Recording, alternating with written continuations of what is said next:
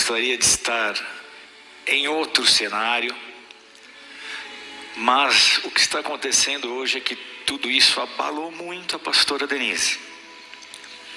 Ela vinha numa crescente, ela vinha se recuperando quase 100%, e com tudo isso ela entrou num lugar onde ela está tendo crises de ansiedade, síndrome do pânico. Por isso que ela não está aqui hoje. Cometi o erro de, por eu estar bem, eu continuar deixando-a para trás. E eu não posso cometer esse erro de novo. Então, como eu já disse num vídeo que eu postei semana passada, eu estou disposto a fazer o que for para poder vê-la bem, para poder vê-la recuperada. E a gente, então, decidiu.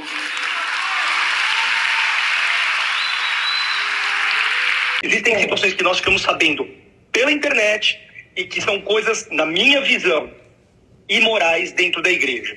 Como for a forma pela qual ela é administrada e também como que as situações dentro da igreja são tratadas com pastores que fogem da conduta bíblica.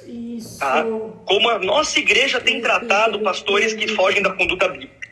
Então, não existe punição, não existe afastamento, muito pelo contrário, eles continuam pastoreando. Você pode pontuar isso? Vou pontuar dois fatos, AP, e eu vou esclarecer para vocês, são fatos, não estou acusando só pessoas, estou usando fatos.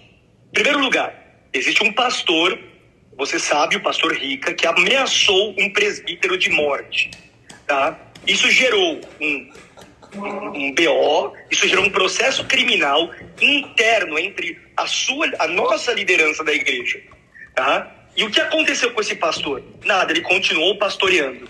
Inclusive, se você entrar no AP, no Insta dele, ele utiliza linguagem de bandido. Usa mesmo, Rica. Falando que vai pegar, vem pra cima, que vai pegar. A linguagem utilizada foi de bandido. Isso eu tô falando, AP, porque eu sei que é verdade, tá? Eu tive acesso ao processo, eu tive acesso a isso. O que aconteceu? Nada. Inclusive não aconteceu nada mesmo. Nem com o pastor e nem com aqueles que utilizaram da igreja para fazer comércio dentro da igreja numa pirâmide, tá? Esse é o primeiro ponto. O segundo ponto, AP, isso eu falei, não sei se te falaram, mas eu falei isso em público na reunião de segunda-feira, que existe uma situação em que o nosso diretor financeiro, inclusive, ele foi apontado na reunião como aquele que decide as questões financeiras pela igreja na reunião, ele é dono de uma empresa contratada pela própria igreja.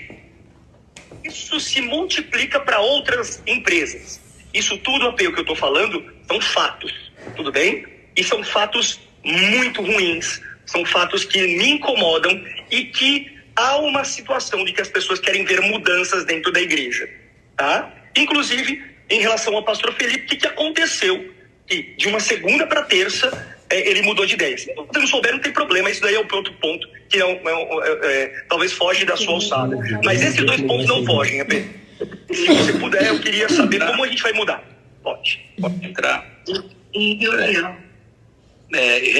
relação ao Rica, Beto, nunca soube que ele estava fazendo comércio ou com criptomoeda, ou com Leandro, ou com quem quer que fosse. Eu descobri isso numa live que ele fez ao vivo, e aí imediatamente eu chamei ele para vir para minha casa, para que os ânimos pudessem se acalmar. Eu fui atrás do Leandro, eu fiz umas 3 reuniões com o Leandro para tentar fazer com que ele se acertasse. Infelizmente eu não controlo o Rica, ele não é da minha supervisão, ele é da supervisão do pastor Giba. E aí o Rica acabou fazendo ameaças. Eu mostrei para ele o quanto aquilo era errado, eu mostrei para ele que aquilo poderia destruir o ministério dele, que se ele quisesse ser um pastor, ele em hipótese alguma poderia se posicionar daquela forma.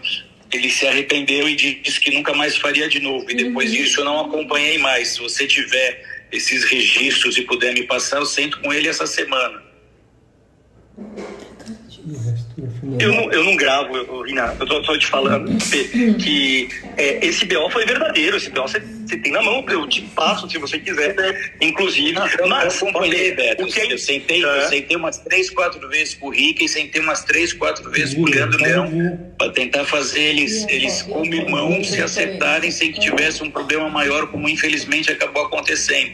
E a minha fala para o Rica foi que se ele fizesse isso de novo, ele ia sem estudar o ministério dele, porque o ministério não ia admitir um pastor com aquela linguagem, com aquele tipo de postura. E depois não chegou mais nada para mim, eu não estou sabendo.